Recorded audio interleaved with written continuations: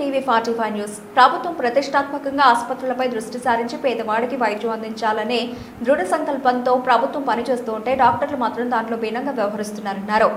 వివరాలకు వెళితే విస్సన్నపేట ప్రభుత్వ రంగ ఆసుపత్రి నందు పేషెంట్లు అత్యవసర పరిస్థితుల్లో వెళ్లిన సమయంలో పేషెంట్లతో చాకరీ చేస్తూ ఉన్నామంటూ దురుసుగా మాట్లాడుతూ పేషెంట్లను అవమానపరుస్తున్నారు. విస్సన్నపేట గ్రామానికి చెందిన గుడ్డల రాంబాబు అనే వ్యాపారి తన అత్తగారికి మోకాళ్ల పైభాగంలో వేడి నీరు పడి కాలిపోవడంతో అత్యవసర పరిస్థితుల్లో ప్రభుత్వ ఆసుపత్రికి తీసుకెళ్లారు. అక్కడ డాక్టర్ల విశ్వరూపం బయటపడింది. పేషెంట్లు ప్రైవేట్ ఆసుపత్రిని ఆశ్రయించారు. అనంతరం గుడ్డల రాంబాబు మాట్లాడుతూ మండల కాంగ్రెస్ పార్టీ అధ్యక్షులను నాకే ఇలా జరిగితే సామాన్య ప్రజలకు ఎలా జరుగుతుంది? సామాన్య ప్రజలకు వైద్యం అందే పరిస్థితులు ప్రభుత్వ ఆసుపత్రుల్లో లేవని ఆరోపించారు. అధికారులు చిత్తశుద్ధితో పనిచేస్తే ప్రభుత్వం వైద్యం మెరుగుపడుతుందని అంటున్నారు.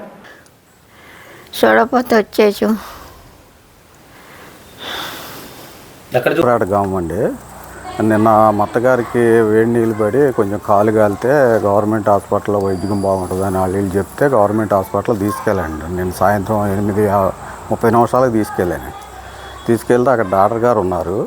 ఏదో రాసుకుంటున్నారు, ఎమర్జెన్సీ కేసు అని చూసుకుంటున్నారు. సరేలే వెళ్ళి అడిగా మేడం గారు ఇట్లా వచ్చిందని. సరే తీసుకురండి చూద్దామన్నారు. సరే మేడం గారు ఏదో రాసుకుంటున్నారని నేను బయట కూర్చోబెట్టాను అక్కడ.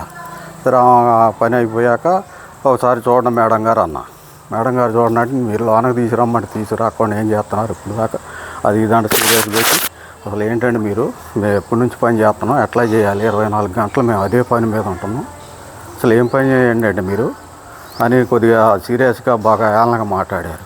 అదేంటండి అని మళ్ళీ అడిగితే మీరు ఏం పని చేస్తారండి, అసలు మీ వ్యాపారం ఏంటి, మీ పని ఏంటి, ఏం చేస్తారని కొద్దిగా ఇది అయ్యారండి బాగా సీరియస్గా. అయితే ఇక ఇది అయిపోయాక కూడా పేషెంట్ని అయితే చూడలేదండి, మరి సీరియస్గా వెళ్ళిపోయారు. మళ్ళీ వెళ్ళిపోయి వచ్చి చూస్తారు కదా అని నేను కూర్చోబెట్టి అక్కడ చాలాసేపు ఉన్నానండి. ఉన్నా కానీ రాకుండా దగ్గరలోకి వచ్చేసి ఆ రూమ్లోకి వెళ్ళిపోయి కూర్చున్నారు. మరి ఈ వైద్యం ఎలా జరుగుతుంటే గవర్నమెంట్ హాస్పిటల్ ఇంకేం వెళ్తామండి. నేను ఎప్పుడూ వెళ్ళలేదు, ఈసారి ఫస్ట్సారి వెళ్తానండి. ఇప్పటికి ఎప్పుడు తీసుకెళ్ళా. ఇక తీసుకొచ్చి ఆ పేషెంట్ని మళ్ళీ నేను బయట వైద్యం చేయించుకున్నాను.